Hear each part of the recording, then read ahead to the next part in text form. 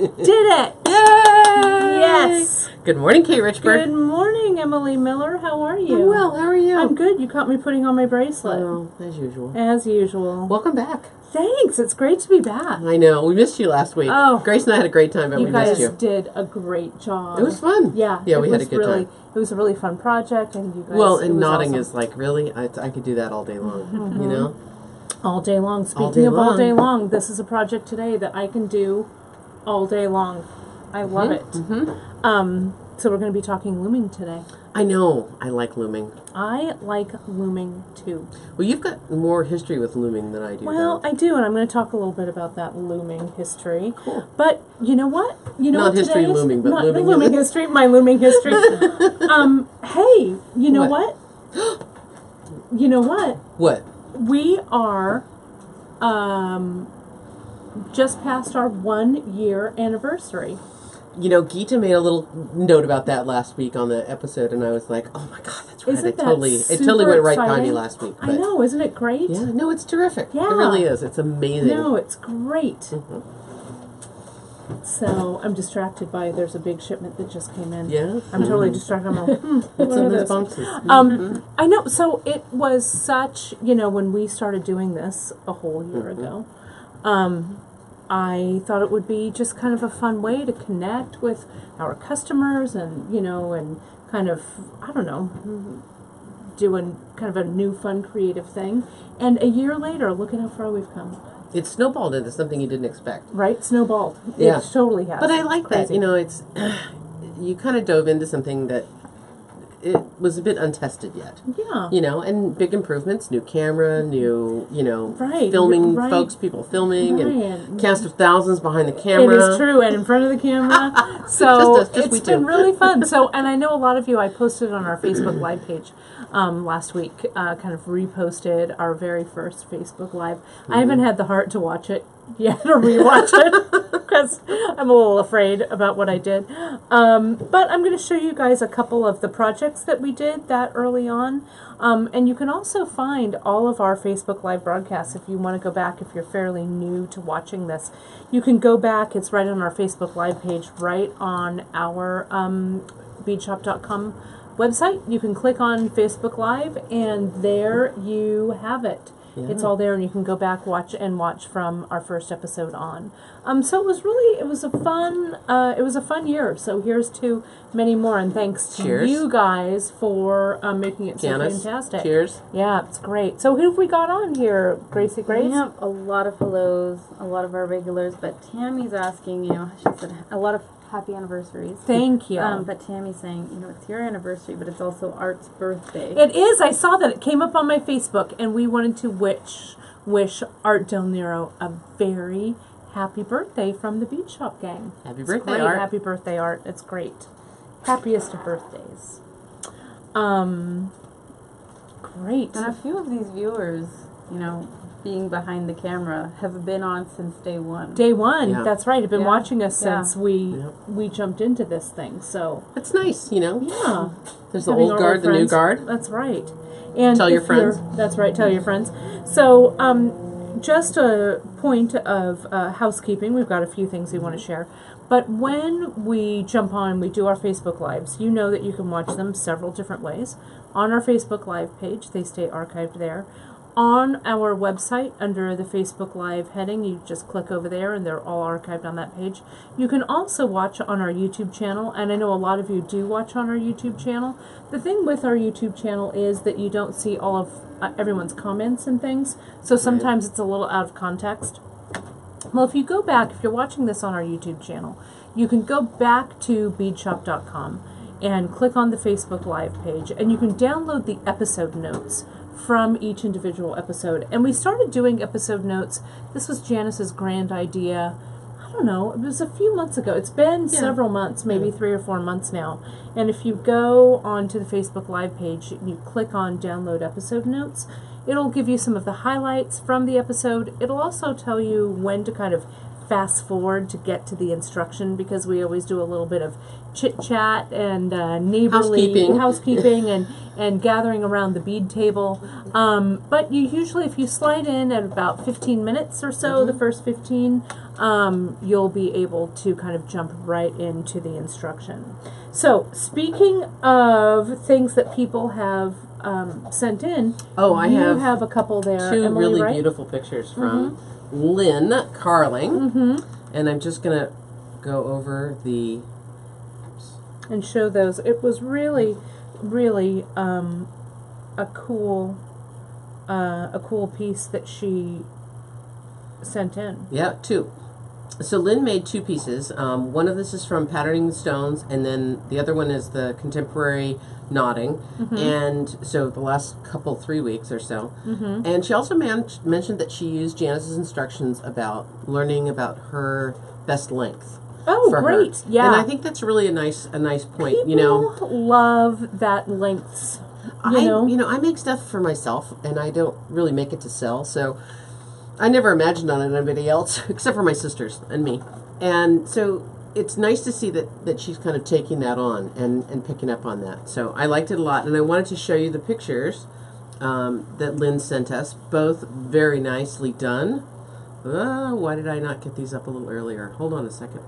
I got That's it. okay. I got them. You got it. Sometimes it too can many be windows a little. open. I know you've got too many windows, Emily Miller. I There know. they are. There they are. Look at those. They look great. Yep. And who sent this in? Lynn Carling, Rancho Palos Lynn. Verdes. Yes. Hi, She Lynn. said thank you for sharing. Yeah. Look at that. Oh, sorry. Fair game. If you send me anything, I'm going to share it. Right. We share. We like to share. Sorry. You know we do. So here's the Patterning with Stones. You know that bronze, that 457? Gosh, that's a good bead, isn't it? I know it is. It's a really good bead. I really like it a lot. And then the knotting. Yeah. Look at that. Look how pretty this is. And It's she used some really labradorite and her pearls from her stash. And I love that she used The this My chain. Fair Lady. Yeah, My Fair Lady chain, which Yep. is really nice. It's really lovely. Well, great. Well, we'll go ahead and forward these also to you, Good work, Drea, Lynn. so you can put them on our Connections blog. I have a couple from Debbie McKee. Good old Debbie McKee. Debbie, you have been busy. Oh, really? Awesome. She has sent in a couple of things. Let me go back to this one here. Debbie, you sent in a piece with your harvest time, and you also sent in a piece with your memory wire. It looks great. And so she said, with this harvest time wrap, she said, had incredible fun with your harvest time wrap. That was on a Free Tip Friday, for those of you who are wondering. And she said she just had to add leather. She said it turned out great. Her daughter came to visit and raided the jewelry cupboard, and guess what she couldn't live without. So she's going to make another one for herself and try it in a different color. But let me show you this piece here. Wow. It's nice, right? Yeah, it's So real Debbie nice. McKee, you can see she added a little bit of a chain tassel. Let me see if I can make this a little bit bigger. Sorry, Brandon. Sorry. You're like, Brandon's wait like, a minute. I'm just There going we to leave go. it over on the computer. Sorry. Sorry, people. There we go. I'm moving my computer too quickly. But look at how great that looks with the, I want to make sure my back screen is all the way lit. There's with the harvest time, she added this piece with the leather, and she slapped that tassel on it. So I think that really looks great. And now, Brandon, I'm going to turn my computer. I'm turning my computer. Look at that after a year. We're getting this camera thing we down, are. right? I'm turning. And let me show you her bracelet here. Her really fun memory wire. Oh, I love it. And she did, it's a little hard to see because it's a little dark, but we'll try and lighten it up for you a little. She did, remember on Free Tip Friday, not this past week because I was gone, but the week before, I did a little bit of macrameing with leather over the Memory wire? and it really looks great. Again, it's a little dark, but these little ridges right here, those are all macrame over the memory wire. So I'll toss this over to you, maybe Gracie, and we can just maybe. And give I it a know there little were bit some of a folks who lighter. kind of floated the ideas about doing seed beads over I'm memory turning it wire. around. you know, if Or we random. did a tube of seed beads, like a peyote tube, we could slide that right on memory wire. Yeah, no problem. you sure could. And it would absolutely work just fine for that. So Yancey Gillis, from, I believe Yancey, you're in upstate New York, I think. I met you back at you came to see me at, maybe it was Bead and Button. Maybe I met you, Yancey. It was either that or Bead Fest. They all run together. But kind of getting on a note of what we're doing today, Yancey, you sent this loom piece in like just before we went live, and I'm like, I'm grabbing that. So this is a piece that she did about a year ago with some textile looming, and we are going to be talking about that today, doing our loom work with this. Isn't this fantastic? Yeah, I love the color. It's great. It's really, really, really good. I love it so much. So we're going to be playing around with that today. That feeds right into what we're doing. Really nice work. Are those little seed beads, or is that I think thread these are, you know what, in this is all between the thread. So patterns? this guy here, right here, this is all of our thread. And then this is all the seed bead work. And it looks like, Yancey, you used 11/0. But it could also be, it could be 8/0 as well. I need to check to see what you put in your email. Because I was so excited I wanted to pull it out right away and show everybody. But isn't that great? It really looks good. Let's see, Yancey, let me see if you said what it was. She loved doing it, and she plans to branch out and do the one that we're doing today. So, great. So, Yancey, if you're watching, or you can always send me an email, let me know what size those seed beads are. But they look fantastic. Great job. Okay. Anything else? Any other comments or things that we need to look at there, Gracie? You know, a lot of beautiful work for people what you guys just shared. And a lot of thank yous for Facebook Live, and learned a lot. Oh, I'm so glad. Well, we're kind of coming full circle, you know, we started our very first broadcast used the Jewel Loom, and the Jewel Loom was designed by my friend Julianne Avalar, and she is a great loomer, and so it was a cool thing to start with. And I wanted to share the projects with you guys that we started with, and fittingly, the first project was called Debut, since we Really? debuted it in on Facebook Live. And of course I used my beloved shadows, and these are regular shadows, not little shadows. And you can look and see in the I'm gonna zoom in on your wrist. oh, yep, great, I'll leave it right there. You can look at the video, it's listed, and I think Debut is also a project under Textile Looming, I believe. So that was fun. And then, you know, I'll be honest, I completely forgot, I'm going to switch this up, Brandon. When we were at the retreat, the bead retreat, a couple of you that came, and I know Marcia, I think it was you, or it might have also been Alice, you guys had this really cool loomed piece, and I was like, that's a great looking piece, what is that? And they're like, Kate, it's a canthus. You designed that. And I went, oh, that's right. So it's on, I believe it's on our blog. I should have checked before we went on the air, but I know that our great linkers will find it. It's called Acanthus, and it's on, as I said, we did this on the first Facebook Live. And the way that I did this piece, I just did a loomed piece with super duos. And then what it does is it wraps like this and wraps like this. That's real smart. Well, you know what? I'll be honest. I ran out of time to finish the loomed piece. Did you wing it? And I thought, don't tell people that. You know, I like to just say, take it. Well, you're welcome. Thank Yes. you.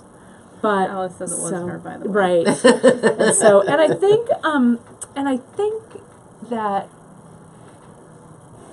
I don't know, it may have been Marcy. Anyway, yeah, I had a second one. But Alice, I just loved yours so much, and I was like, oh my gosh, I can't believe it was a canthus. You were so famous and forgot all about it. I was so excited. But we did a couple of different, you can see the difference here. I did a couple of little you know, different patterns, variations. Oh, on I like a that theme. one. I like that. This one with the Yeah. little tipped-in edges. Yeah, it was kind of fun. Nice. So the acanthus, and I believe you can find it all on the blog as well. But we need to maybe put this up as a Textile Looming too, because it was kind of a fun thing, and it was literally an off-the-cuff project, but it was fun to use the super duos with it. So anyway, a little trip down memory lane. It's a really good one. Yeah, really, I like it a lot. Yeah. So it's going to kind of, will you undo me? Any other questions, Gracie, before we get to our project here? No, we don't. Lorraine recently lost her dog, so Oh. a lot of sorries going out to her. And Oh, it's hard to lose a pet. yeah. Yeah. Our cat is 17, so Oh, you know. Abby. Yeah, Abby. So it's hard when you lose your pet. My last pet, Rumple, the Roo, he was a great cat. He lived to 21. You're a good pet mom. Well, I guess so. You really are. We would call him Methuselah, Yeah. right? He was a good boy. 21. So 21. It's 21. He was a good guy. All right. Well, let's jump in. Carpet ride. Let's take one. Yep. Let's right? do it. So I thought about this piece long and hard when I was doing this, and I'll be honest, you guys, Carpet Ride has been languishing on the loom. How long? 6 months? Anyway. At least. Yeah. It's been sitting there, and I've been wanting to Starting off great guns, and then right, womp, and then womp, I'm like, womp. oh gosh, we've got to get to this, and so we thought it would be a really great fall project that would be fun to work with. So we finished it up. Emily picked up the baton and finished it up, and we are super excited to share it with you on Facebook Live. So this kind of, this clasp is so good I can't get it off. Right, there we go. This really speaks to my love of working with textiles and looming. Those of you know a little bit about my background. I was also, I do a lot of knitting, I do some spinning, I do some weaving, I love to weave. And also I've done some costuming in the costuming world, and you and I both do some sewing, so we both, and you knit. Well, so, and I find seed beads, most bead weaving that I do is really related to making fabric. right, textile-like. Textile-like. Whether it's the beauty is in the fabric by itself, or it's kind of going to be embellished like the right angle weave piece, was kind of making that fabric first, right, that and fabric then base, doing and the then embellishing embellishing on it top. with. Yeah. Yep. I just think this leaving some of the weft exposed with the seal on is going to give you a whole world of possibilities. So, Brand, we can move the camera around, and we can start getting going nice and tight. Alrighty. So let's take a look here and see what we've got going on. Where do you want me to be? Is this good? So you want it more on? Yeah, on kind of like over here for now. Whoops, let me get that out of your way. All right. Okay, grand. Grand. I like it. Oh, and thanks for that for later. Great. And should be down a little. Okay, so textile looming. We're going to talk a little bit about the how-tos even before we get to the beadwork part. We're going to do this with the thread, talk a little bit about the different threads, and then we'll jump into the actual product or project. But you guys can see, I'm using the jewel loom. And the jewel loom is pretty easy to warp and play around with. And Brendan, I think what I'm going to do is I'm actually going to have you pull back for just a second. I'm going to warp this first, and then we'll talk about this stuff. Okay, so sorry, I'm a little out of order. Lynn is really excited to see how to make this project because she says it looks like the loomed bracelets on Sundance. Oh, I didn't even think about that. Me either. How terribly clever we are. So sorry about that, Bren. I was started this. really kind of tickled to try this loom out. I haven't had a chance until this point, and I've woven on lots of different types of looms, of bead looms, and I initially have to say my first gut reaction to this was not positive, but the more I played with it, the more I worked with it, the more I liked it. And it is really nice to have something so portable for a finite project. Yeah. You know, this is not something I'm not going to make a strap out of or a handbag from or any of those things. So just that amount is perfect. Yeah, and it's really super light and super portable, right? I like it a lot. So I think it's kind of it's inexpensive. Yeah. You can buy one for you. You can buy one for a friend. And you've seen me do this before, but I wanted to show you this one more time. And what we are doing the warp with on this project is we're using the fine, Ceylon. the Ceylon, right? And the color that we're using today, we've pulled another color palette. We're using this Argentium in the micro. But I'm also going to use it, I used it here for kind of my little sampler too as well. Now, you can, with a bunch of different loomed projects, you can kind of choose your thread accordingly, right? We've used KO before, we've used I think the Ceylon before. We haven't done it with Fireline, but you could if you felt like it. Yeah, with Fireline. You know, this using some heavier threads in this gives it a little bit more body, and it sort of stands up, I think, a little bit better to the clasp and to the whole effect being a little more consistent. I often think that really when you're choosing threads and beads, you really are matching those two things together. So what you're looking for is to match materials that both look good and that are strong enough and durable and enough. have the same kind of feeling about Yeah, them. and you can really see where the warps are in each of these rows, because they're... How do I not have a pointer? I've got one right here for you. Give me your microphone. Give me that pointer. And each of these little bumps that you see coming through, underneath there is that the warp thread. thread. Yeah, so it's very clear. You know, whenever you look at fabric, there's always a warp and a weft. And a weft, right. Right. And we'll talk a little bit about that a little bit more when we talk about these weaving with the different threads. But just to start with the jewel loom, so we're all on the same page with this, you guys, okay? You start by putting in this little bar, Tension bar. the tension bar, and that's what tensions the loom up, right? So all you need to do to get a perfect tension is warp it, right? So I have a little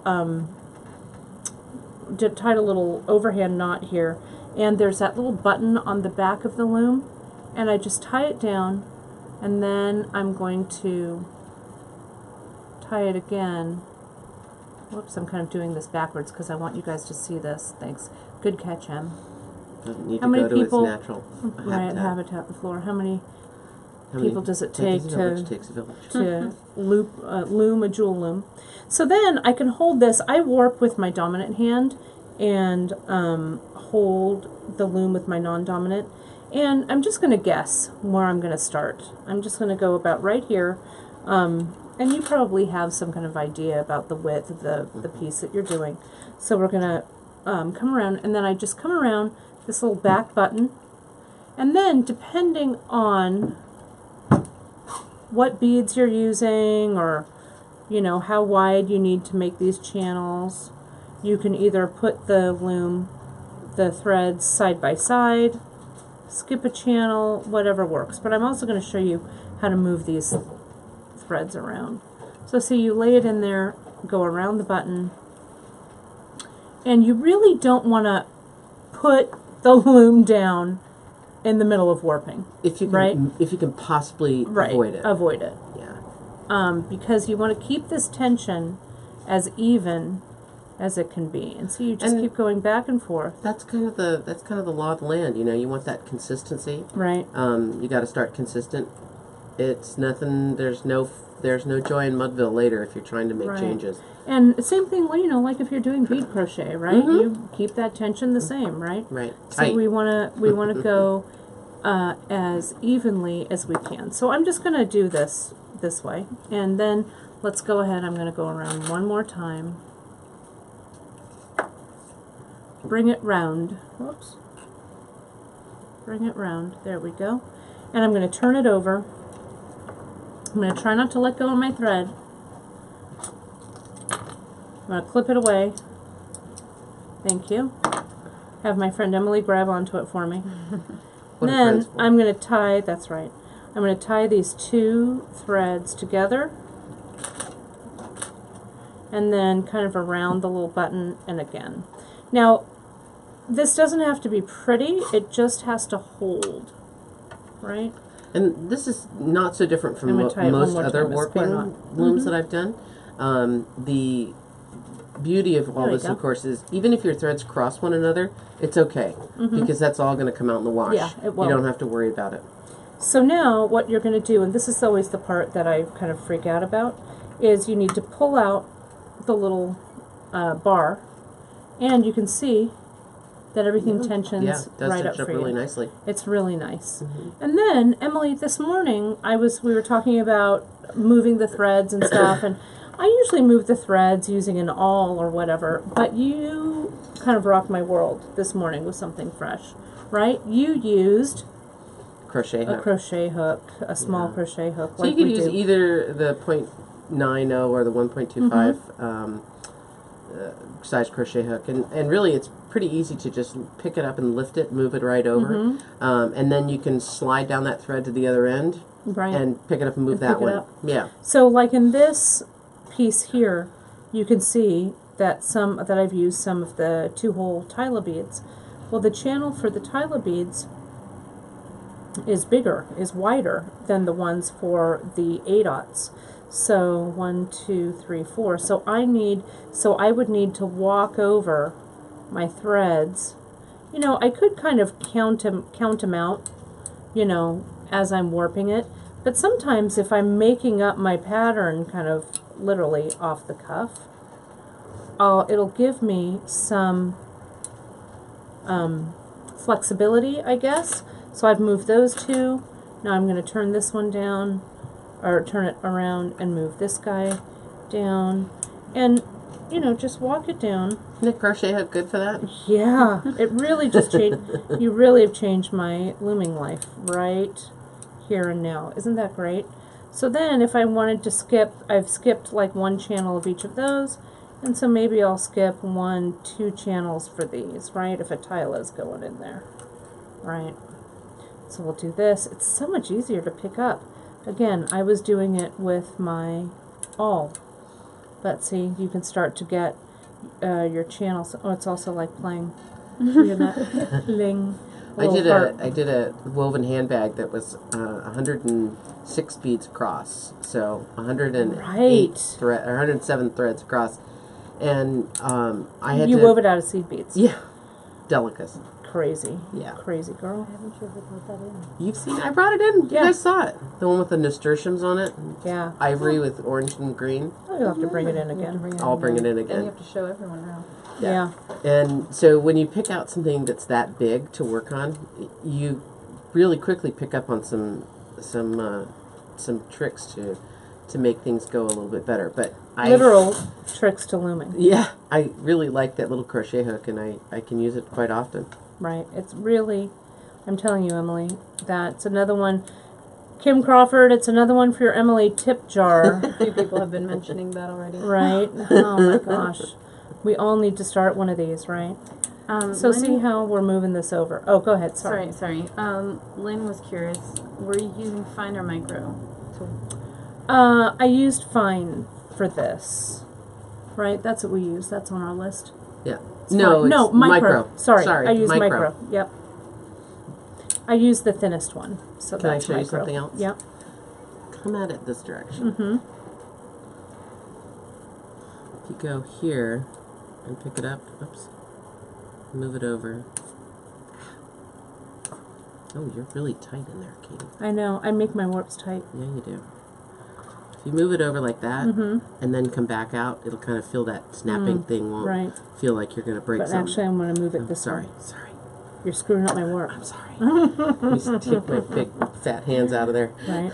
So let me make sure that's right. 1, 2. So that's really all there is to it. But I really like using. That's 2. No, that's 3. There we go. I really like using this crochet hook for that. It's Yeah. really super clever. Necessity is the mother of invention, right. for sure. And you guys can see, it's a little bit easier to see with my hand behind it. Now I've established a pattern. It's not the exact pattern that we have for this finished piece. We have that kind of sitting over there. But I just wanted to show you, like I've got a one, a thinner channel, wider, 1, 2, 3 thinner channels, a wider one, and a thinner one at the end. So you can kind of warp and play around with your designs this way if you're kind of doing it on your own. So really, really fun. So I want to talk to you a little bit about, now Brandon, we can kind of switch things up. Let's do that. So we can get right down on here and talk about the actual looming part. Now, if any of you, and I'm sure that some of you out there watching have some looming experience on traditional looms, traditional fiber looms, and something like this is a little more akin to like a rigid heddle loom. A loom, this doesn't have a heddle, or a heddle also is what we use to push or tamp our threads down or beat our threads down. But the weaving, that over under is kind of, it's sort of akin to that. There's no, you don't create what's called a shed, and a shed would be the opening if your threads are going up and down like this, and then you kind of shoot your thread through this way, and then you move your heddle the other direction, you shoot your thread through the other way. So, but this is a little more of a simple in and out, kind of like the potholder looms you used to do as a kid, right? Yep. And when I was little, I used to love to weave, and my gran would get an old shoebox out, and we'd warp it like this, with whatever thread we had, and then I'd just weave all kinds of random stuff in there, like yarn or, I don't know, twine. You remember how when flour sacks used to come with that piece of twine that you could pull off, right? Grain sacks. Yep. We saved all that thread, and I used them for weaving and all kinds of stuff for them. But I wanted to show you this part before we got into the actual project. I used some just scrap threads that we had kind of laying around, and I wanted to kind of play around and test the waters with some different threads, and it kind of looks a little more like some heavy tapestry kind of weaving, and it's also, you're making kind of like a little sampler to see how things It reminds sit, me right? of weaving on the inkle loom, and you and I are both interested in the tape loom, and linen tape loom, making tapes, and it's really charming. I mean, I could see this as a base for something, doing some more embroidery on top of it, or some beadwork, or looming, weaving with actual beads on my string, on my weft string, and but I've always loved weaving like this. Kind of simple without any, you're just kind of jumping into it. And Grace, question. Sorry, quick comment. Actually, I missed this. Joyce was saying that if you cut the bar on this, you could move it the threads a little easier. That's pretty smart. I don't know why I didn't think about that before, Joyce. Yeah. Clever lady. What a great tip. Of course. I don't know why I feel like I need to take that bar out so quickly. That's really smart. You're just jumping the bar. I am. I'm jumping over it. Raising the bar higher. Thank you very much. Thanks. The jokes are still coming. Thank you. So on this, for my warp threads, I have 1, 2, 3, 4, 5, 6, 7, 8 warp threads, which means that gives me 7 channels to weave into. 1, 2, 3, 4, 5, 6, 7. Okay? And so I just arbitrarily warped this loom, and I've skipped because I wanted my weft when I did the weaving part, and the weaving portion is called the weft, and the way I remember that, my little kind of mnemonic is weft equals right and left, weft and left rhyme, and you're moving right and left back over the warps. So that's how I Got it. remember that that's Got the it. weft. So this weaving portion is known as the weft, and this, the long legs here are known as the warp. I didn't really know that. I guess I knew it, but I didn't really use it particularly. I would always call the thread I was weaving with my weaver, so that I could always identify it easily, because that's what I was doing with it. Yeah. Well, you can call it your weaver, too. Your weaver. So I just gathered just to see how different materials would weave. So I started with some So you really are Ceylon. making a little sampler, Yeah, huh? a little sampler. And, you know, I'm big on a sampler. I started with just some regular Ceylon, so I'm going to grab some more regular Ceylon too, just to play around. And I've got some different colors of the Ceylon.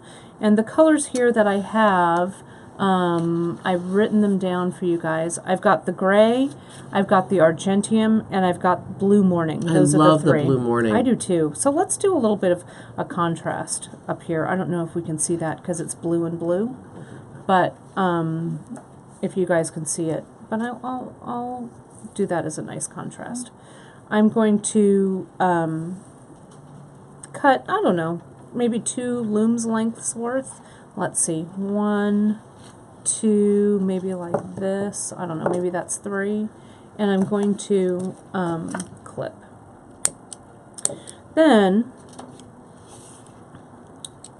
once this is clipped, and I'm using some big eye needles for this looming portion. And I'm just going to come in, and I'm just going to start to weave. And I'm going to leave myself, I'm starting here going over. Oh, and you're starting in the middle, too. I am. I actually started this in the middle. Oh, okay. So in this, I'm going to go, actually I start under and over and under and over, just working my little needle. And if you haven't done any looming before like this is actually a good place for you to start and to just kind of give yourself permission to just play around, right? So I'm going to slide that in. One of the things I really like using to kind of help tamp things down is the awl. It kind of helps me move things down. And I have a pretty big tail here because I'm going to deal with this later. I'm going to weave things in. So then I'm going to come back on this side, and you can see that I've finished by going over this warp thread with my weft thread. So I'm going to come up and go under, and then just go over, under, over, under, over, under, and over. Slide everything through, making sure I'm not catching anything. And you want, you know, when you're doing any kind of looming, you want to just make sure that the selvage edge, or the edge here, is fairly even. With this Ceylon, it's pretty easy to do because it's thinner thread, but you can see here, I was jumping in and weaving with some 1.0 leather. Right. So my edges are a little funky, but that's okay. It's part of the look of this piece. So let's go and do some weaving in and out again. And if you're looking at some hand-woven fabric, it would probably have those same little irregularities to them. Yeah, you try, and when we're doing like regular textile weaving, a lot of times what people do is they cinch things up here like this, and you can pull it in, and you can kind of, but you don't want to over tighten. Right. Okay. So you get a waist. Yeah, you get right. You don't want to pull it in too tight. And you could, I mean, if you wanted to kind of make this undulate a little bit and go in and out, you could do that too. Question, Gracie? Well, we've been having some comments, and JP has been answering some questions too, but a lot of people are talking about the warp itself and using deep dish if you wanted to play with the warp sizes. Sure. Like if you wanted, so someone had just asked, or Karen, she was saying, could you have like continuous, like the same thickness of thread in the middle, but doing something thick on the outside and playing with stuff like that? Yeah, I mean, we could use the deep dish, and you could make like wrap several times. Like, let's say that you wanted leather in the middle. We could warp with leather for sure, and then we could warp with some other things, you know, around that. But you could also do that, I think, on this loom too. What I would do is I would start kind of with my less conventional warps, and I'd warp that around, and then I would tie that off, and then I'd tie on my new warp and do that here. So I think there's a lot of ways you could adopt this jewel loom for that too. And then specifically to what you're doing, Ginger's asking if you can skip a few of the warp threads to give Yes, it let's do that, Ginger, shall we? Oh, and Ginger, is that Ginger's Ginger Swanson? Yes. Ginger, I wanted to personally make a personal thanks for that lovely little our lovely pendant. little pendant that you sent for us through Janice from that bead day. It is so special, and I'm trying to think of something really perfect to make with it. So thank you so much for that. So let's skip some of our warp thread, shall we? So this we know we're going to go under. So let's skip 2, go under 2, go under 3 rather. Then I'm going to go over these 2 and under these 3. So it's kind of even. So is this going to give you the patterns like tweed is given and well, that's a good. This really isn't the type of loom to give you those kind of patterns. The way that you pattern, and then I'm going to do the same thing going back. I'm going to go over 3, under 2, and over 3. And I'm going to do that for a few. The way you would do that, and you could, that's more with a loom that has a shed. Okay. So you're opening and closing. and so it opens and putting, parts. it Got opens it. parts of the threads. And you also, when you warp your loom, a lot of that patterning is done in the warp. So these different threads would okay. be different Colors and colors, lengths, maybe even. And when you open the shed as you're looming, different colors of the thread are exposed as you weave. Got it. I guess I think of it when I think of seeing maybe a commercial loom or maybe just a full-size fabric loom. You know, the person who's doing the weaving is sitting and the threads are going up and down Right, in front and of her. that's the shed. Right. So that's the shed, and the shuttle then goes The left to shuttle right. goes right. Your Across, weft threads. I'm imagining it correctly. Yes, that is correct. That's my mind's eye saying And all that. we do, if you're interested in working like with some textile looming with a loom that has a shed to it, a rigid heddle loom is a great beginner loom. Which You I have. You and have, yeah, you I have one of those, right? Yeah, my sister I have got one it of for those. me. I love those. You can find, there's a really, she's a weaver friend of mine, very gifted. Her name is Liz Gibson. And Liz has written a really great beginning rigid heddle book on the subject if you wanted to play around with that a little bit more. As a side note, she was also the person that filmed my class on Craftsy. Liz, cool. way back in the day. But she is a really gifted weaver, and especially with the rigid heddle loom. So you can kind of Google that, look up some YouTube on that, and get yourself going. It's a great way to jump in with looming. So let's get a little bit closer here, and I'm going to show you. The difference is subtle, but it's definitely there. Now, Emily, when you were talking about weaving, in and out, in and out, in and out, Right. you're making the bumps on the thread. The bumps of thread are a little more pronounced, right? And you can see that here. We've got that in and out. But you can see, at Ginger's request, we did some skipping 3, skipping 2, and skipping 3. Those wefts, that line of weft is a little bit longer. So it just gives your piece just a little bit of a different look. Another it's a little bit variation. looser, another variation. So now I'm going to go back in, and I'm going to do the over-under and kind of lock it in, because you can also see it's a little looser. So let's lock that sucker in. Any other questions? Does that help, Gracie? Dorothy, Janice just answered the question, but Dorothy was wondering when you add the beads. Right, so we're going to add the beads next. We're going to come up and I'm going to actually start the project. But you know what, Dorothy? The answer to that is whenever you want, right? I mean, if you kind of really, Janice, you and I are so on the same page. Did I make this right? Over, under? Yep, I think so. when I was kind of playing around with this, the inception of this project came, Janice and I were chatting, and way back in the day when beadshop.com was a brick and mortar store in Palo Alto, we had a really cool kind of tapestry class where you'd make these kind of very textile oriented or focused necklaces, and we were kind of talking about how fun that would be to show the seal on and kind of make something that was a little more, I don't know, thread focused like this. And so that's when I kind of took up the challenge and said, oh, let's do something like that. So I just kind of made it up, right? Whenever I thought, oh, this section is long enough, let's add some beads, right? So there we go, we've kind of locked that in, okay? And then you can come in, you can see I've got some leather there. Let me just add this and then we'll get to the project. But adding something that's a different cord, or maybe I'll use the cotton cord because I've got it right there. This is the 0.5 millimeter cotton cord. I'll just cut a length, I didn't even measure, I don't know, 2 looms worth. Yardish. Yeah, 2 loom lengths worth. And this, you guys, I even started just weaving by hand.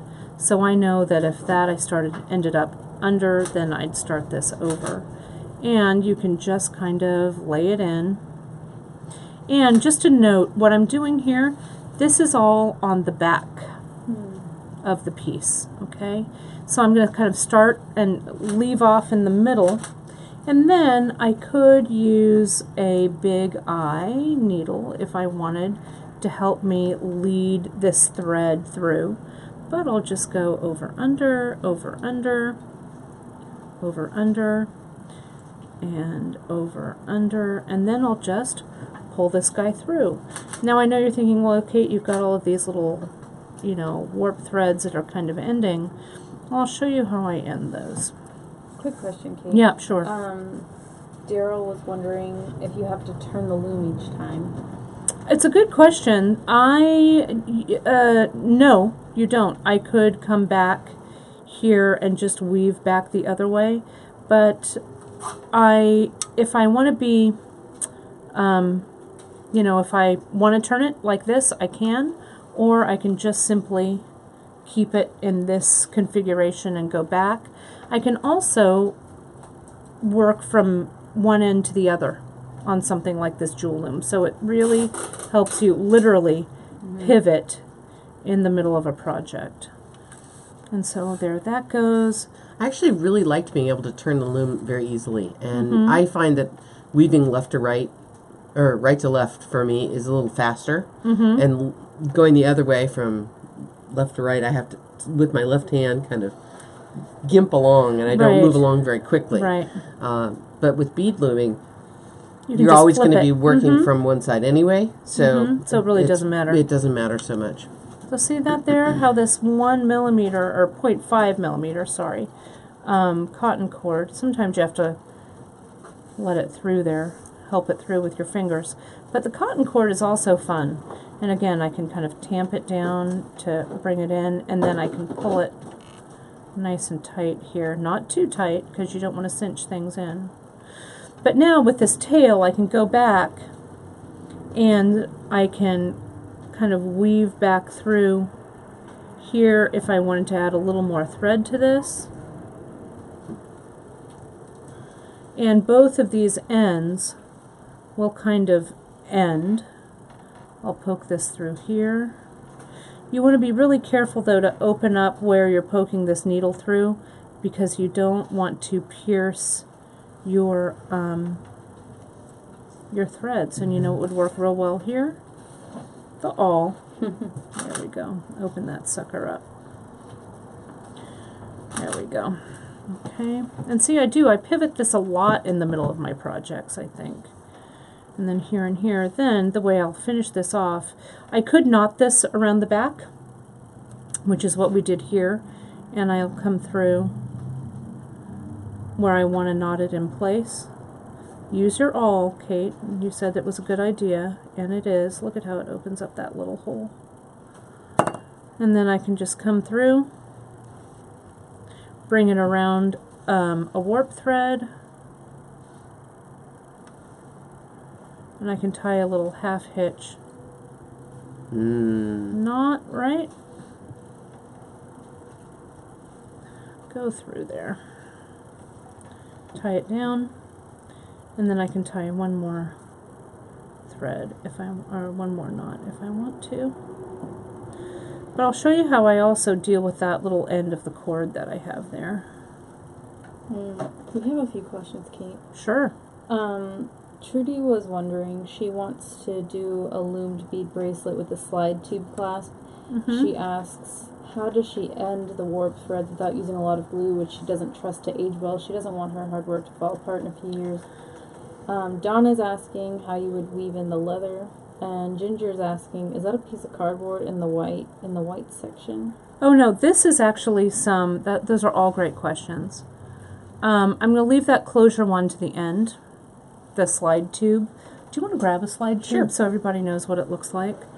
And I'll address the leather portion of this. I'll be honest, I haven't figured that out yet. But in my head, oh, go ahead, Gracie. Sorry, that's compassion suede, isn't it? It is compassion suede, yeah. It's compassion suede, and I'll show you guys what that looks like. So I'm just going to kind of open this up with my awl. And I'm going to push my leather back maybe halfway through. And I'll end it in the center. Right there. See that? And I'm going to push everything together tightly. And I'm going to add a little drop of glue right here. But the tension of all of this thread up next to this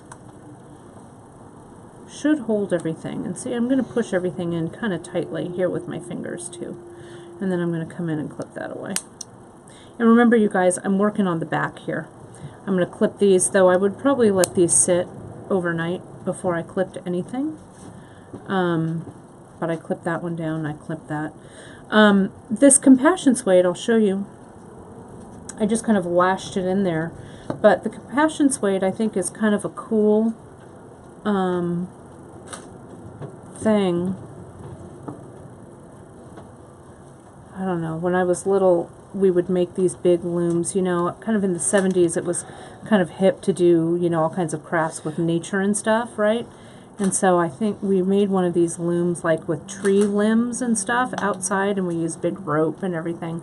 It was kind of cool. Did you do God's eyes with yeah, twigs? Totally, with twigs, right? I love those. Right? And so so this kind of reminds me of like shoving a big old twig or something in there, right? Feathers. Yep, feathers. Feathers, totally. I totally want nature loomed with feathers. Of course. And then, see, I can come in, so I put that compassion suede, and maybe I'll try and lock it in with another piece of the cotton cord, and I haven't cut that cotton cord off.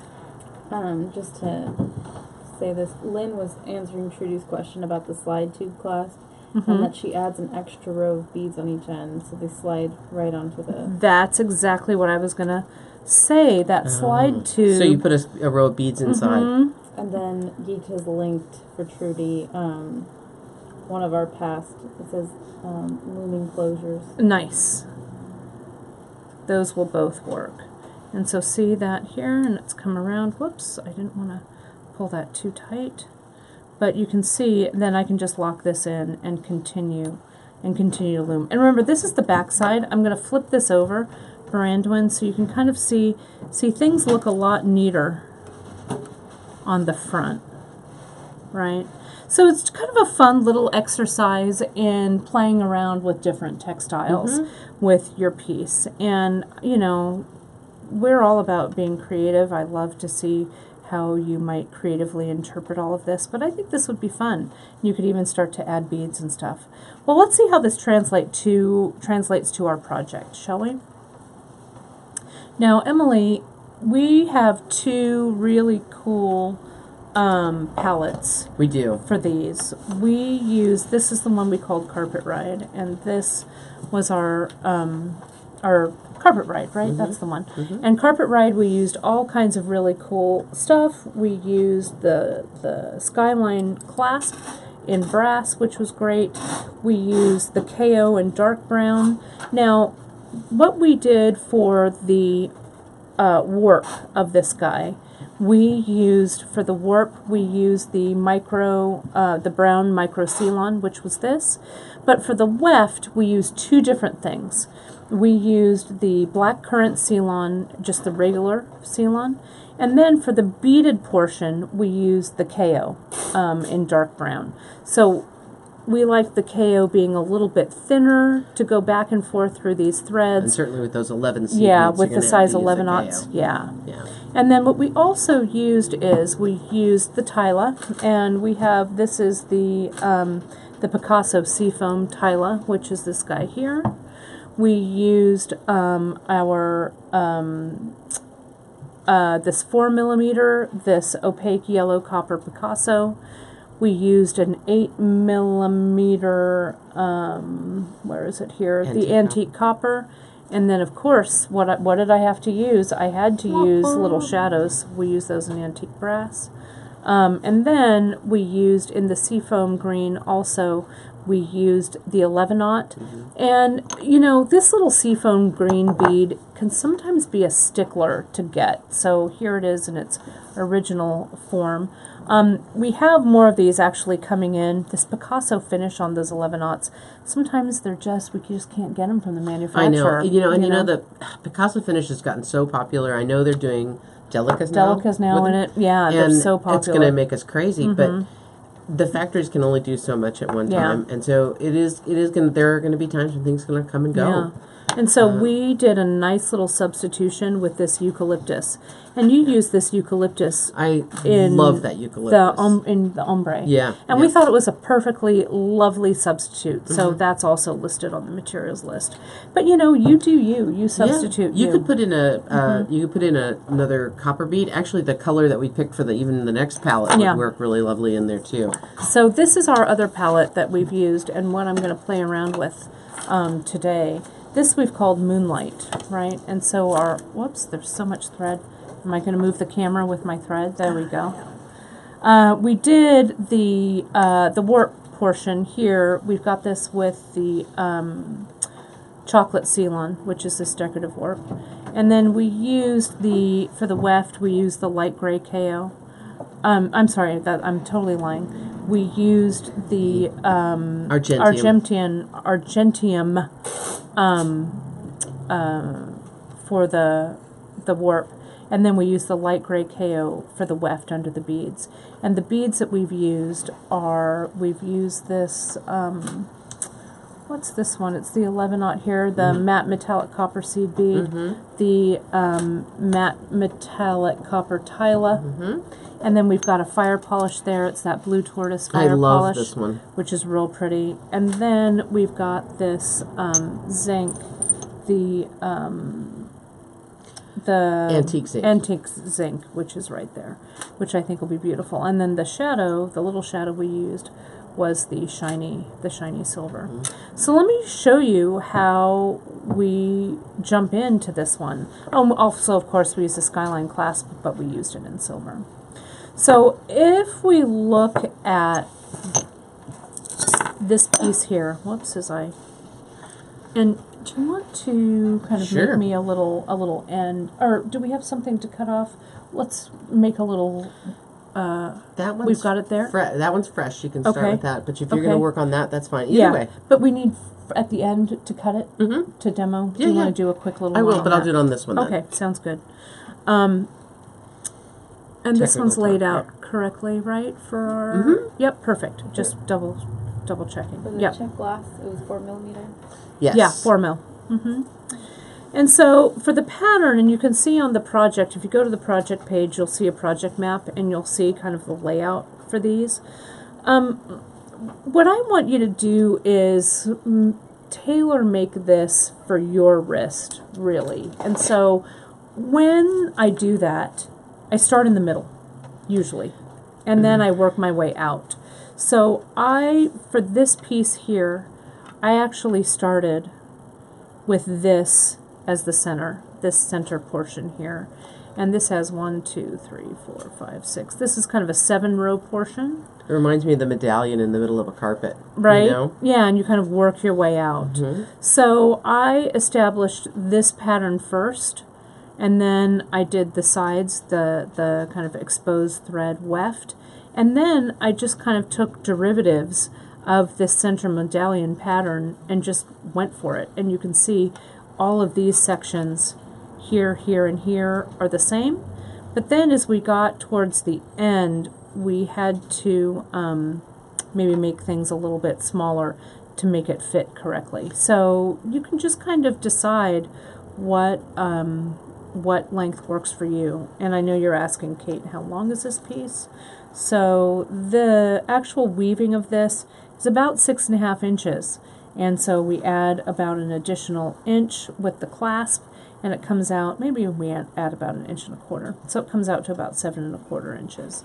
So if you start in the center and work your way out, that's a good way to go. And I'm also going to push this weft here. I can push it down so it's a little closer in the middle. And you can start by making a weft if you'd like, or you can start by stringing on some beads. And I'm going to actually add our beaded section next. So we've got some KO, and here's the KO here, and we're going to string that, our loom needle. Yep. Is that our, no, oh, the sorry. jewel loom needle I need. Sorry. Let me grab one out of this box. Oh, you've got one for me, right? Nope, that's still a big eye. Sorry. Still a big eye needle, Emily. Still the big eye needle. So what I like about the jewel loom needles is, and let me show you the difference between the jewel loom needles and the big eye needles. Okay, here's your friend in mine, the jewel loom, and then here's your friend in mine, the big eye.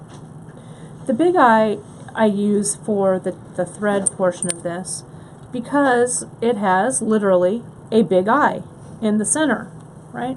This guy. So it's easy to pop this thread in and out. Right, in and out, easy. And when you pull it down to the end of the big eye, it kind of locks itself in. Okay, so that's this guy. Plus, if I tried to string the jewel loom needle with this big fat thread, wouldn't work, because the eye on the jewel loom needle is pretty small. So the one thing, though, working with looming needles like this that are really long is they have a tendency to snap sometimes.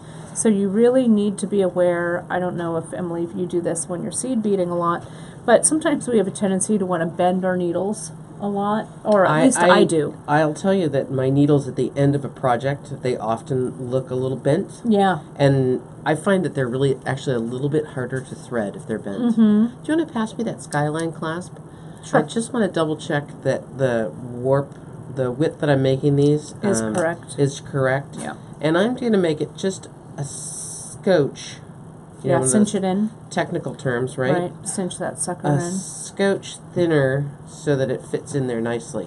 So when you're picking out your pattern and you're going to use one of these fixed opening clasps, it's really something I noticed you have to be really mindful of it. Right. But again, starting in the middle and having this little bit of textile weaving at each end, it's pretty user-friendly. You can make a little adjustment as needed. Right, you can kind of, as we say, right, as Janice says, give it some hips, pull that in. Right. And so that's what I did when we were figuring out if we could use to make this the right length for the skyline. I laid that skyline clasp right on there, and I said, yeah, that's going to fit. So that's how we did it. Yep. And so now I've threaded my KO, or I've waxed my KO. And in the tradition of Emily Miller, I'm going to needle my thread by pulling that thread down, and I'm going to plop the eye of the needle right on that thread. Even though I can't see it at all, I think I've got it threaded. Let me see. Did it go? Yep, perfect. So to really avoid snapping these jewel loom needles, because I have snapped them before, I want to make sure that I'm not bending this too much. Okay. So I'm going to come in and I'm going to look at my first row of what I've got here. I'm going to lay this out so it looks like, and sometimes it may be helpful to you to lay out your first little rows if you feel like you want to do that, if you're experimenting and stuff. But you can just go to the project map and check it out, and you can see how everything goes. So we've got an 8/0 seed bead. We've got 3 of those guys. We've got a 4mm fire polish.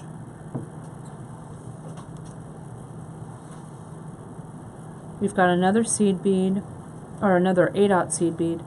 We've got 3 11/0s. Another one of these, 4mm. Another 3 shadows. And an 8/0. Now I'll be honest, when I was working up this pattern, it was making me crazy. Like I wasn't doing my bead count right. Everything was kind of crazy. So sometimes it helps, at least for something that's a little more complicated. So see there, see what I forgot already? I had those 3, that 8/0 there, now the 11/0s, but I missed that other 8/0, so I better put it on. Do you ever put things on a needle to sort of temporarily to look at the pattern? I do. Sometimes I even use like head pins, you know, and kind of pattern it out. And I think I actually might have done that with this too. But you can see there is my, and you can kind of do a quick count to see if all of these are right. And you can kind of visualize, yep, those all look right. So now I'm going to come in, I'm going to lay them together on my thread, and just like in regular looming, I want to give myself a pretty long thread. Okay, and this thread is, I don't know, about 7 inches, 8 inches or so, maybe even more, 10 inches. Now I'm going to lay each little bead in its channel. I'm not worried about making the space right. What I am worried about is catching each of these little beads in its channel. So I'm going to start by pushing it up, putting my needle through, pushing the second one up and needle through, and scraping the top wall, the roof of this bead, so that I don't, come on now, so that I don't accidentally pierce the thread that's coming back through it. And I don't want to pierce this warp thread either, right? I want to make sure that, let me make sure this is right, those 3. Get them in there, get them. 1, 2, 3. And that 8. And that 4mm. And you can see how we've really established how you have to make your channels a little wider in order for your beads to sit in there nicely. Okay, if that makes sense. And I can see here for this one, if you've made a warping mistake and you haven't, it's kind of hard to see, but I want to show you guys. This one, we've got an 8/0, we've got a 3 row of 11/0. If I follow that all the way down, can you see I've only skipped 1 channel here? We should have actually skipped 2 channels here, but it's not that big of a deal because it looks like that 2 channel skip is on this side. So I'm just going to move my warp thread over, and it looks like this one I need to move over. But it's pretty easy to, with Emily's little trick here. I know I'm good for something. Well, you're good for a lot of things. This little trick of the crochet hook. See that? I evened everything up fast and easy. Then I bring everything through. Try not to tangle all of your threads. You know, it's kind of interesting how in the textile portion of this, the warp threads do show a little bit. They do. And it's nice. It kind of gives it another little design element there. Yeah. A little bit of a color change or? Yeah, a little bit of more thread peeking through. So now I'm ready to do my next row. And you can see here what I've got is we start this next row with one of these guys. And so I know sometimes I do this and I go, well, if it's like this on this side, it's going to be like that on that side. So here's an A-dot, so I know an A-dot is over there. And I know I've got 3 shadows. 1, 2, 3 shadows. So I'm going to put 3 shadows over here. Done. And then I can see, oh, there comes the tila bead. So the tila goes in, and the tila comes over here. And then it looks like I've got an A-dot, and an A-dot, and one of these 4mm in the middle. So this tila, you guys, this actually is a bead that takes up 2 rows. So I'm going to go this row here, so the other row is exactly the same. So let me go ahead and lay it out. Because 2 rows of beads for every 1 tila bead. That's pretty tricky how you did that. I like that it. you use. I thought it was clever. Yeah. Super clever. 1, 2, 3. How are we doing? Questions, Gracie, so far on this? No. Great. So I'm doing okay. I was wondering as I'm looking on, are you mixing the metals with the antique copper on the ends? Oh, thanks, Grace. Let me get these ones away from me. Uh-oh. Ruh-roh. I was on the other side too. Thank you. Good eye. That's what happens. There's so many beads out on this table. But you know what? It wouldn't have been the end of the world, right? You could mix that. I'm like, there's Kate. It was looking nice. Wow, I really like the silver shadows in there. I kind of go away from them sometimes because they seem sort of flashy, but it's really pretty. They it's look a really nice, great right? amount of sparkle, I think.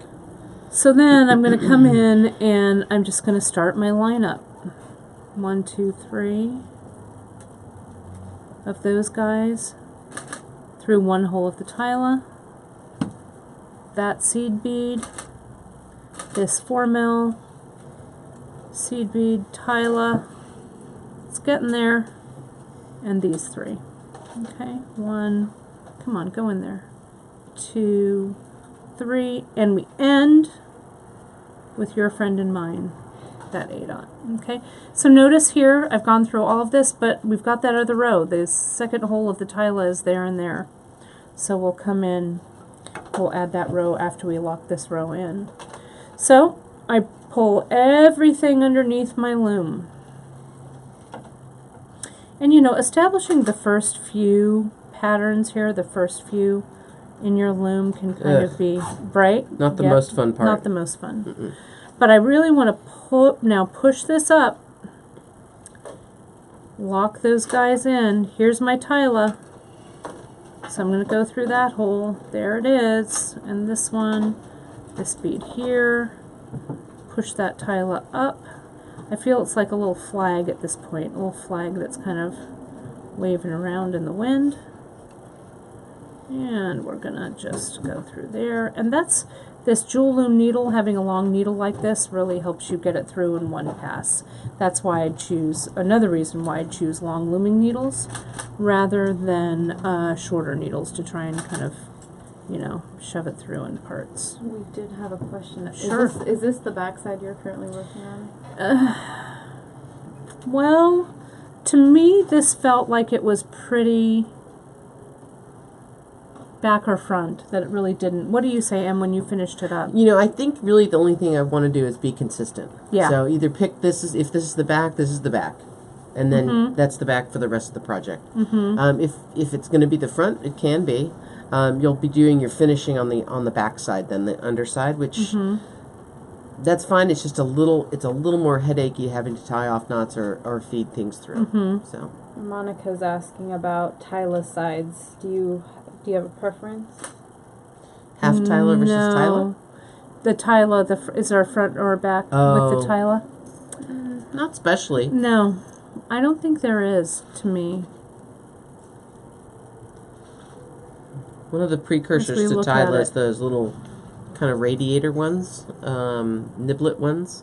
Those had more of a front and back, but So this, I'm going to show you guys when we are going back through the tile hole. I only put on the beads that go up to the tile. Very tricky.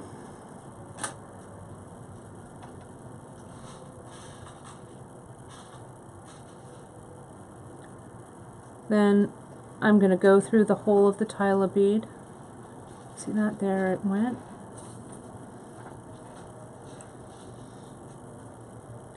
And I'm going to go through. Let me turn this around, might be a little bit easier for you guys to see. Because half of the bead, you know, is already on your loom. Pull slowly and evenly. There it goes. So these you're going to lock in later, but you've got it through that tile. Now I'm going to grab my other 3. 1, 2, 3. And the good thing about making these 2 legs identical is you know that you have to pull. I have to pick up these 3 beads. So I pick those up, going under, making sure they fit. Now push the little tile bead down, go through the bottom hole of that bead. You know, and you don't have to use tiles for these. I mean, it does give you a little bit of an extra challenge, but what's bead life without a challenge, right? 2, 3. Plus, I love the way tiles look in the finished piece. Okay. And here's the last little section, making sure it adds up. Now let's lock them in, shall we? Lock and load. There we go. So push this up, and I'm just going to come back. Oh, little shadows, how I love looming with you so much. Get in there. Who's the boss of these beads, you guys? I am. That's right. It was mentioned earlier. Mm-hmm, Was it? You're the boss. Awesome. So you can see, there we go. So I'm going to do one more little section here. You can see, I'll use this one instead of the center one because I want to show you how I'd add in another warp thread. Here, yeah, this way. Thank you. So you can see this is that section right there. So let me do one more real quick. Real quick like.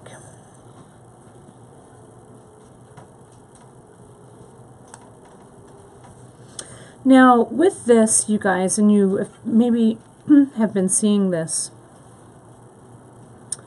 with our Facebook Live projects that we've been doing lately, is we've been putting up recipes for you. And the recipes link to our categories that are in these projects, right? So your it makes it a little bit easier for you to choose your own colors. So we're going to have this colorway that I use, this second one. We'll go ahead and put that up for you so you can see it. But also, if you go to the project page for Carpet Ride, for Tapestry, for Textile Looming, you'll see that we have that, just making sure I don't make a mistake here, that we have that recipe up. So, you know, jump in. Feel free to kind of jump in and figure out what it is you like for this project for you to use. And before we sign off in a little bit, I'll show you where that recipe lives and how you can kind of shop it. But I think it's a fun way for you to pivot over to colors that you really enjoy. Janice actually linked it. Good job, Janice. And of course... Oh, and so did Geet, of course. Of course. And of course, I'm missing a bead. So let me show you. I'm going to take these off. And I think it was Yancey. I think this was your tip, Yancey. When you take beads off, we go through the eye of the needle, or past the eye of the needle back through, so you don't catch anything. That's me. Was that you? That's oh, me. I thought. Oh, I don't know why I keep thinking that was somebody else.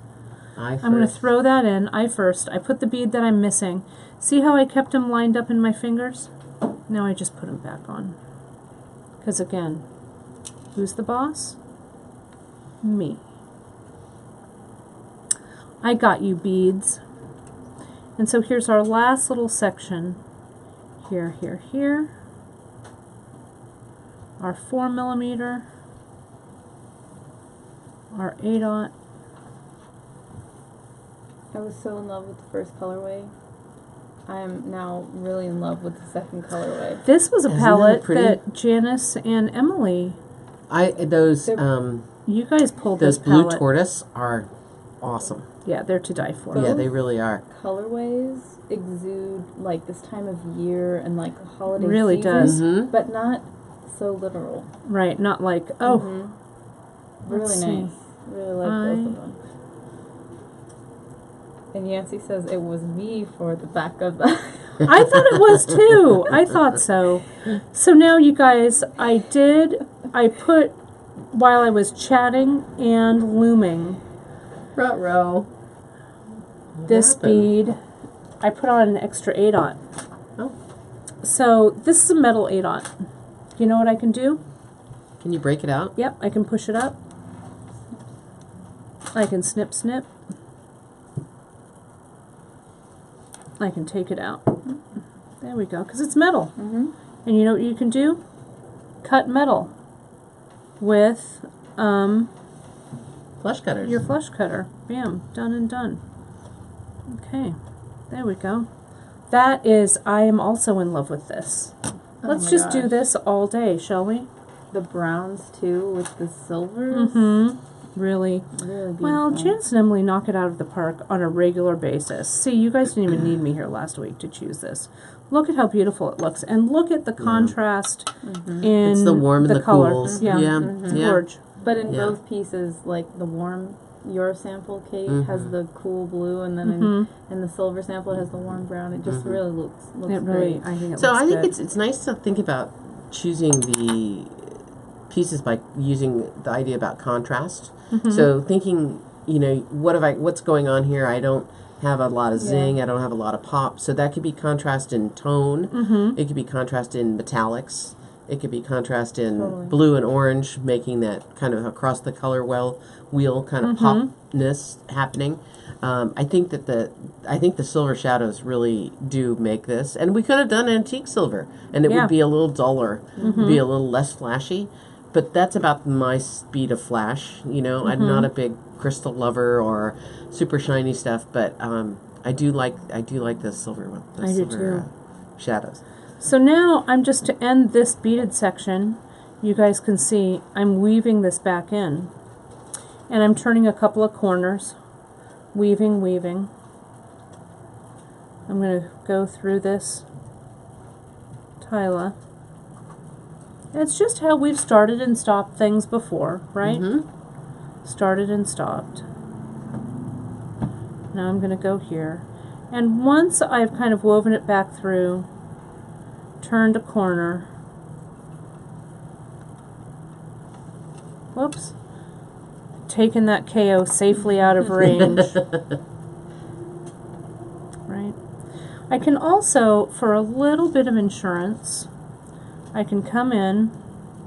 How are we doing on that? Do I have some? I think that's enough. Okay, I need some beads on there. Though, Oh, okay. right, because I thought you were just going to have it be I plain. just want a couple of rows, and it can just Okay. be whatever to just go Sure. on the end. I'm going to add a little bit of glue, and I'm going to that glue I'm going to pass through my bead just to give it a little bit of insurance. It's a little bit of zap there. You know how much I love a zap glue. A handy dandy toothpick.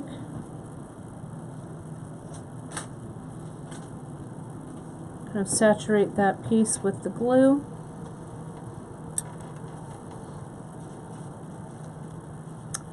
And I'm going to come in past the thread before that zap dries through the hole of that bead, And I can do like a whole row too if I wanted to do that too, but I would let that sit. What do you need Pass from me me? your KO. The KO? There you go. Thanks. And then that's going to dry in there. But I've woven that so much back and forth through everything that I'm just going to come in and clip that away. And then I do the same thing with that ending thread. Okay. Now to start with this guy, I would start my weft thread with my KO, or not my KO, my Ceylon, my regular Ceylon. And we're just going to come in here. I'm going to take some of this one off.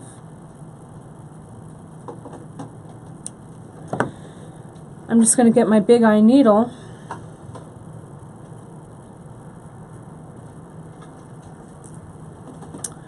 and I'm going to weave through, over and under, just like we did with that textile looming portion from before.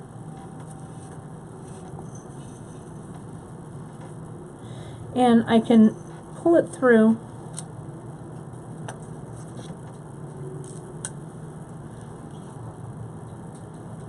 till it's kind of in the middle. And then I can knot this off right around, just like I knotted it off before when you saw me do it in that little bit of a sampler. So it's a half hitch knot and then one more over the top. Make that loop and come through. Then I'll add a little bit of glue to that. And the question was asked earlier, am I working on the top or the bottom? If I'm seeing these knots mostly here, I'll make this the back. So I know that if I'm seeing any of these knots, and I'm going to give that just a little dot of glue. I'm using Zap here, but you could also use Hypo Cement, which is what I used before in the other one. Yep. Quick question. Ginger's asking, so are you finishing the Ceylon each time, or are you weaving it into the next section? I'm finishing it each time. I make its own little Ceylon section. Though you could, I guess, Ginger, now that I'm thinking about it, you could carry your Ceylon along maybe the edge and weave over it, but you would see Ceylon maybe on one side and not on the other, so that's why I just went ahead and finished it off. Now you can see I've got a lot of space here, and what I'm going to do is I'm actually going to weave above to kind of fill in that space, though I could push this whole thread right up against this. But I think I want to just kind of maybe to blend that knot in a little bit more. I'll weave it around. Whoops. So many things on the table, everything wants to catch, right? Weave this around, push it in.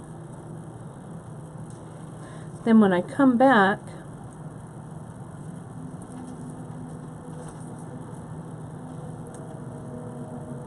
I'll weave it again, just as we did, over, under. But now I'll kind of catch it on this side. And that knot will kind of be locked in between two threads, if that makes sense. You can use your needle to kind of beat all of your threads down a little bit. I'm going to turn this here, pull this through, and then really make sure to even my ends so that I establish a nice selvage edge on both sides.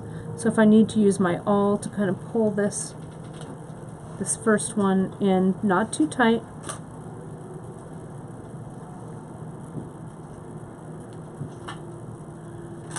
I'm going to call this knot, since I used Zap glue, that knot's good to go. I'm going to get that thread out of my way so it doesn't keep bugging me. Then I can really push everything down, establishing this kind of unbeaded weft.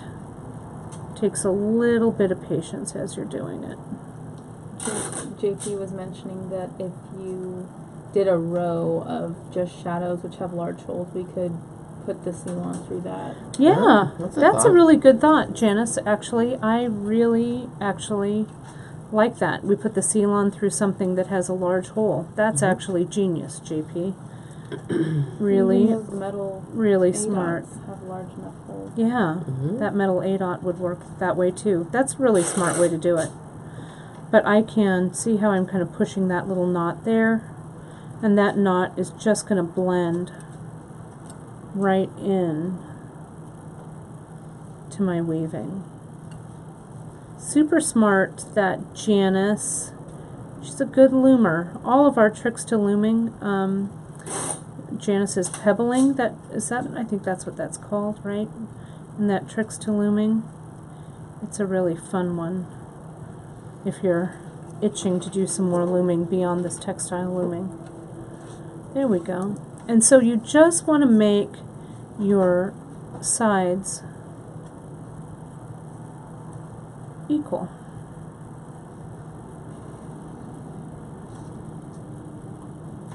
And once you get a little more looming on here, things don't move around quite as much. Oops, that tension is not, there we go. That looks better. Okay, so back and forth, back and forth. Then you're going to do that same thing. You're going to knot this off. And I'd knot this off and then maybe kind of poke this thread back in through this weaving and glue that off, or then cut away your extra. So you can see I've done that there. And then I'll start by establishing another row of weaving with this piece. And that's really all there is to it, to the looming. So now Emily has something there for me to, for a closure. And I want to show you how we would actually close this up. If you look in our Tricks to Looming handout, there is a closure. This is how we close almost every piece that we do loomed wise when we put it through a clasp. And I'll show you guys how to do that as soon as Emily's just putting on one more little row of beads there. So I'm going to put on another row of this here. You know, I really like those, the metal seed beads, but I do find them frustrating sometimes. You'll put your needle through and they kind of get lost inside because they're hollow. And it is a little bit of a frustrating bead to work with. It's not the end of the world, but learning to hold it very true to the rest of the beads so the holes are all in line makes a huge difference. And once you're through that portion and you're kind of back in business, Yeah, you're good to go. but boy, it can be maddening. But I do like them a lot. Yeah, they're a good bead. They're a good bead. We'll Good keep bead. them. We will. Yeah. Question, Gracie? Janice answered it. Okay. Basically, it was how many rows can you weave with, and then we assumed you did about 5, That's but you can okay. make it as long as you want. Wait. That's what Janice answered. Cut it off No. Sure. I'll cut it right there. just to get rid of it. Yeah, perfect. Okay, so let's pretend that this is, and I'm going to slide it up, that this is the end of our project, okay, and we've woven, woven, woven, and we've got, can I have a little bit of tape? That's my little trick right here. A little bit of Scotch tape? Yep, Sure. please, I wasn't please. anticipating that. Sorry. And so here's our little end, and you can see it's like our little end right here, okay? And we've measured this down, and so we know that we need to have enough of our weft to sit nicely in our clasp. And so you can use, like, sometimes I use my my toothpick, and I can mark that with my permanent marker or my pen. So you can see there's not a lot of length in there. And we can do the same one here. See if that's about the same amount. Yep. So it's really, you don't have that much weave to glue into your clasp. So we're going to pretend that this is all done on this side. So I'm going to close it off with some tape so that when I cut it away, everything will be all right. So now on this portion, before I cut it off, I'm going to glue everything down. I'm going to get my plastic baggie. And you're doing this this is just for illustration purposes. This is not the way we normally would do it. Right, it would be finished. Right. It would be, we're pretending that all of our loomed piece is there, right? So I'm going to come in, and I don't even have to knot this off here. I mean, you could, but you don't really need to. And I'm going to glue, I'm going to put a thing of Zap over the top. Lynn brings up a good point. She says that the depth of both ends of the clasp may be different, so she says Yeah, check both. Yeah, that is exactly right. That's the hard voice of experience, Lynn. I can tell. Now, what you want to do is you want to make sure on this, and I'm using Zap, we don't, oh, and you know what I did? I was doing it as I was saying this. Don't do it. I was doing it, you know what I did? I glued this whole thing. Oh. You only want to glue, so let me just wipe some of that end. away. Do as I say, not as I do. So this end's going to be a little stiff. But that's the beauty of doing this live. And Kate having feet of clay when she thinks, oh, I'm so close, it's going to be amazing. Pride goeth before a fall, right? So, can we take that back, please, this live? Can we take this back? Cut, Mark. We'll do this again. We're going to start over. So, pretend that I didn't even do that. And I'm going to put that line. Do what? I'm going to put that line of glue right at the end. Sorry about that, you guys. But sometimes walking and talking, it's tough. That's right. Plus, you guys did Facebook Live last week. I'm out of practice. So you never can leave again. That little, I guess I can. Janice is so nodding her head with that. She goes, that's right. Never leave again. So the glue that I'm putting is that length, my little length of my toothpick, right? Now, Zap, the cool thing about Zap is it sets in like a minute. But if I were doing this in real life and not live on TV, I like to let my all of my glue kind of sit for a minute, and really I would let this dry really nicely, okay? And maybe I'd let it sit for an hour, sometimes I let it sit overnight, but I'm going to let that sit there. Then once it's dry, I can come in and, as Janice likes to say, give it a haircut. Give it a haircut. There we go. Look at that tension. Let me hold this in my hand. Let me get a little closer to me so I can clip these edges. The glue's a little wet on there. So once I've got those ends, everything done, I can check and see to make sure that this is going to fit nicely into my clasp, just like so.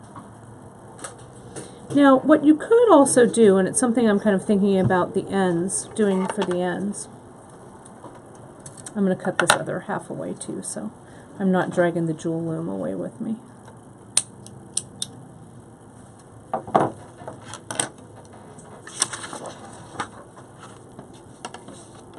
If you wanted a really good row or a good guide, but I don't know, maybe this would be too difficult, but I could put like a little row of 11-aught beads here that I know that would be... What's going to go inside the clasp? It's going to go right up next to my clasp. Oh, I see what you mean. And like kind of like a stopper row. A stopper row. Oh, that makes sense. I could do that. Yep. But see, now that my Zap is getting a little more nice and tight. But then what I would do is I would add more Zap. I'd add my Zap right sometimes along the inside here. Now what Janice does, and it's very smart of her, she works on the back. I'm getting glue all over myself. She works on the back with the glue on the back. So I would do my glue in there, my glue on there. So when I put this in and I let it sit, any excess glue, or see how I'm gluing things around, would come up the back. Yeah. So it sounds like that some of you may be having some Facebook issues. Okay. But if you are, go out and come back in, try it again. And always on the replay, you guys, when you catch us on the replay, you'll have a nice unbroken broadcast. Stream. Yeah. Okay. So I also had to tell you that when I get to this point with these type of magnetic clasps, I have to be really careful that I glue them on the right direction. Yes. Because that's a place where I have had those sad, unfortunate times where it's like there's no amount of imagining that's going to fix it. Yes. So when you notice the clasp, when it goes around in a circle, it has to fit in just perfectly right. But when you have it open, the pieces are actually going in opposite directions. Right. Right? So Kate'll show you that again, but I have absolutely had this sort of this issue happen. As a wah-wah, too bad. Ginger says use a Post-it note as a physical reminder. Yes, that's a great way to go. Yeah. And what you can also do, especially on the Skyline clasp, note that the back of this clasp has holes. The front of the clasp does not. Right. And look at how much cleaner that front looks than the back that I was doing. But look at how nice that silver really looks nice with this one. So on the back side, I have both ones with holes. When you flip this over, no holes. No holes. Right? And you also want to make sure when you're gluing, what I do, because I too suffer from this, Emily, I keep my clasp closed when I glue, but sometimes you're courting disaster, because if you're messy with your glue, you can glue this clasp closed, Right. and again, it'll all end in tears. Well, you know what else? We've talked about this sort of taking our time at this point. We've talked about it with Softflex, and this is another good place where you might actually glue one side at one point, walk away. But I'm always in a hurry at the end. I'm always like, oh my God, I want to get done to wear it. I want to see it. So I think it's the word to the wise. We've been there. From those of us who've had experience. Right. Sometimes, I do. I like to let it simmer. Glue these ends. So you can see I've gotten some glue residue on this. And it's because I'm rushing it. You know, glue your weft, let it sit. Right. Let it set. Then wait, cut it away, glue in one side, let it set, and then glue the other. Yep, Gracie, Do you Grace? happen to know if acetone works on zap? Yeah, I think it does. And that's what I would do. I'd get a little bit of acetone on a Q-tip and clear that sucker right up. Yeah. Or a little alcohol wipe on your fingers if you've got it stuck on you. Yeah. That'll help. And boy, do I have it stuck on me. Right? Stick. Any last words of wisdom from anyone there, Gracie, before we move things up? This one went a little long, but I was very passionate about looming. That was a good So we good? Yeah. Go ahead and Let's move it. Yeah, let's move it round. All right. Janice is reminding us to be very careful with acetone. You can take the finish off your metal. Yeah, and so you know what? Actually, that's true. That is true. So really, really light. What I also do, if I'm messy with my glue, I actually let my glue set, and then I come in with my thumbnail and scrape it off. Yeah, that's what I do. Oh my goodness! Look at the mess that we've made on it's this a creative table. mess, though. Isn't it this beautiful? Great? There's just stuff everywhere. I love it. It is stuff everywhere. I'm going to take a bracing swig of coffee here.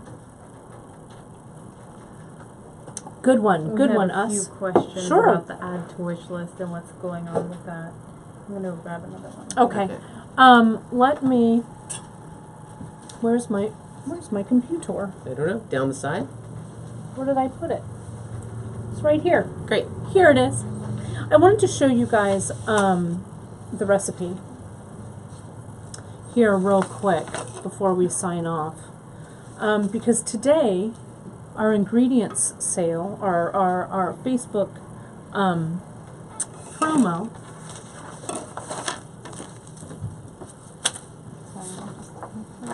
is an ingredient sale. So what I did, you guys, let me open this up. If you go to our website, you go to the Facebook Live, or you actually go to our projects page. Let's go there, and then I'll turn this around so you guys can see this. As I mentioned earlier, for Textile Looming, or for several of our Facebook Live projects, we've started to give you a very simple recipe to follow. I'm going to put on my glasses so I can see. If I click on Textile Looming, you can see there's Carpet Ride, and we're going to add the list for Moonlight here. But there's a Textile Looming recipe. Let me click on that and see what comes up, shall I? There it is.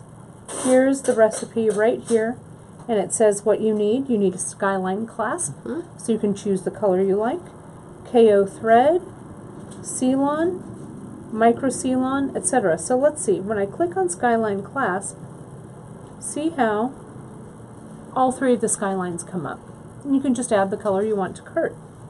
Then I'll go back, and I'll go, oh, check fire polish. Let's see, what do I like?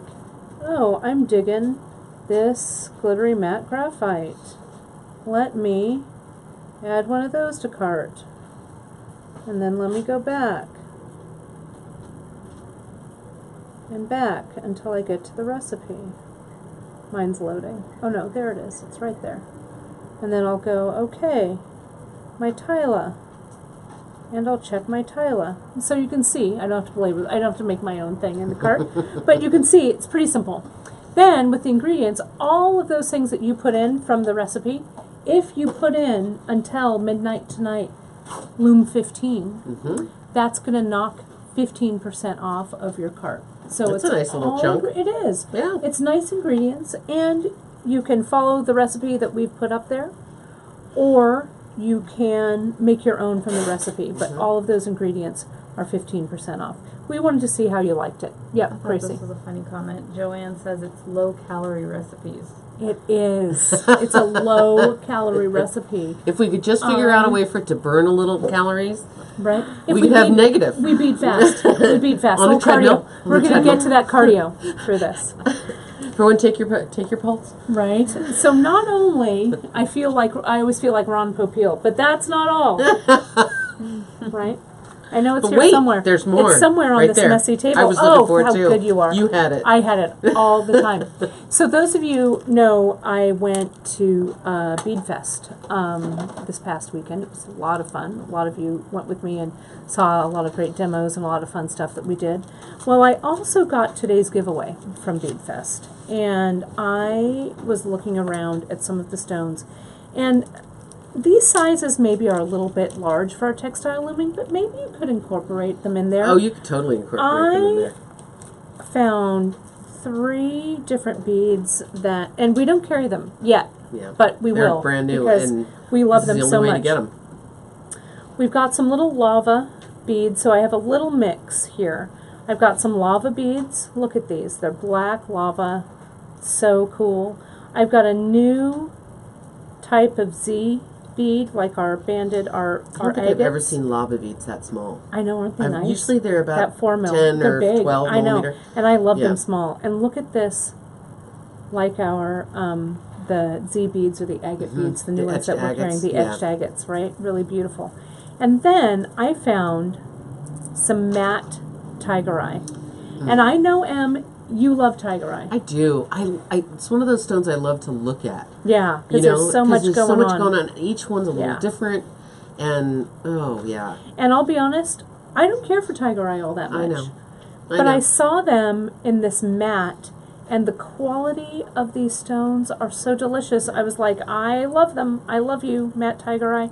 So we found those. I found those. So that's your little mix. And if you, gosh, we've really gone long today. I'm sorry, you guys. I'm just so excited to share all this with you. If you order, and we're going to go till probably about 1:20 today. if you order before about 1:20 Pacific time, today is November 1st. I don't know how that happened. You order before about 1:20 Pacific time, and in your order notes, write in "mix it up." We will add my special little Bead Fest mix to your order. I mean, I see a great pair of earrings in there. Add another couple beads. You get an elastic bracelet. And it'd be You're good to fun go. if you wanted to incorporate, I don't know, maybe make a little bracelet that goes along with your textile nice little looming stacker. piece. Yeah, but I just thought it really kind of evoked November and kind of the kind of a good fall mix. Very much. We also wanted to mention we've got a deadline coming up on our tiara challenge. This is Kara's tiara, and you guys, I'm going to put it on just for fun. This is Kara's that I'm wearing, right? Isn't this Kara's? There we go. I love it. The deadline's coming up soon. It's real soon. Yeah, this week, and it's right on your, we'll put another note out in the newsletter, but we want your tiara photos because we're going to start putting them out there and share everybody's with you. We know our They're friend going to be voting? Kendra. You know what? I don't know what we're going to do our next steps. I need to actually read Dria's, I'll be Read the honest, rules? read Dria's rules, right? First we want your tiaras. Give them. Sunday, November 5th, according The to 5th, Gita. perfect. Thank you, Gita. So you've got the weekend to finish it and get us some photos. I know, Gita, you've sent some photos in. I know, Kendra, you have sent Kendra had a birthday party. a birthday party And where they made everybody made their tiaras, which Yeah. is super great. So those are all going to be, I can't wait to see all those. The other thing, you guys, since it is November 1st, we've got our November mix. And this was this all Jen? All Jen. All Ooh. Jenny. Oh, boy. This one's called Pecan Pie. Do you say pecan or pecan? Pecan. Pecan? I don't know why I You say don't say pecan. pecan. I Do think you? we can. Really? Yeah. Apricot know. or apricot? Apricot. Apricot. Tomato. I don't know. Usually you can tell where people are from. Right. But you have a southern influence from your I grandmother. do. I have a so little bit I'm of not that. surprised that you say pecan. A little bit of Louisiana down in my Pecan soul. pie. So this is pecan. Yeah, so Gran would say, Pecan. oh, honey, it's time for pecan pie. Yeah. Right? So here we've got a really, really beautiful mix, and that's just out today. Yep. So we've got that. Jen did a beautiful job, of course. Limited, as always, so grab yours coming up. Delicious. Delicious. We've got Free Tip Friday, you guys. We'll be back this Friday. And I will be at a remote location from a secreted remote location. I will actually be back at where we had our bead retreat. Some of you guys remember that and watched all of our Facebook Lives from there. I'm going to be doing our Facebook Live with my mom because we're going to be on our quilt retreat, and I have a great continuation of a textile piece that I know you guys are going to love. It's super of the moment. You're going to have to tell me about it. No, I'll tell you. You saw it this morning. I showed you this morning. I can't you tell show them. me? Well, I'll tell you after the broadcast. I But can't it's going to remember be that really you fun. showed me. You So didn't my show mom, me anything yes, yet. I did. No, I you did. did I not. did. But my mom and I will be on Free Tip Friday on Friday at 10:30 Pacific time to share a really great project with you. Well, we've gone so long with this, but there was a lot to say about textile. Well, there's a looming. lot to do in looming, you know. I mean, There is. and there was 2 or 3 different techniques that we're talking about. It is. Plus the gluing, plus the finishing. Right. Yeah, it was So, not it was a epic. shorty. Not a short one. Well, any last things, Gracie? We're gonna wrap this. We're gonna wrap this thing up. Wrap party. Wrap it up. We're gonna play us off. All right. Well, we'll see you next week. We've got a really fun Facebook Live project. We're gonna do some laddering, which is gonna be awesome. I like laddering. Yeah, it'll be good. I'm a latecomer to laddering, though. Right, but So, look. but at- I do a little bit of We laddering. do a little laddering. Little you laddering. know. All right. Well, guys, thanks for hanging in there, and we'll see you on Friday for Free Tip Friday. Thanks Stay all. creative, and we'll see you guys soon. Bye. Bye.